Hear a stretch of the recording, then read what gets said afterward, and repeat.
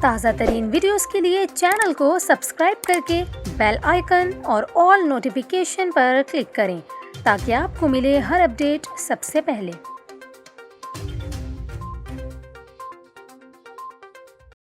اور ابھی آپ کو اہم خبر سے آگاہ کریں، کراچی کی بندرگاہ پر سینکڑوں کنٹینرز پھنسنے کے بعد ملک میں پیاز، ادرک اور لہسن کی قلت کا خدشہ پیدا ہو گیا۔ آپ کو بتائیں کہ بینکوں کی جانب سے ضروری دستاویزات کی عدم فراہمی کے باعث کراچی کی بندرگاہ پر درآمدی پیاز، ادرک اور لہسن کے سینکڑوں کنٹینرز پھنس گئے ہیں۔ ملک کے کمرشل بینکوں نے پیاز، ادرک اور لہسن کے درآمدی کنٹینرز کی کلیئرنس کے لیے دستاویزات کی فراہمی سے انکار کر دیا ہے۔ کمرشل بینک زر مبادلہ نہ ہونے کو جواز بنا کر دستاویزات کلیئر نہیں کر رہے۔ آپ کو بتائیں کہ کمرشل بینکوں کی جانب سے دستاویزات کی عدم فراہمی کی بنا پر کراچی کی بندرگاہوں پر درآمدی پیاز، ادرک اور لہسن کے سینکڑوں کنٹینرز پھنس گئے ہیں۔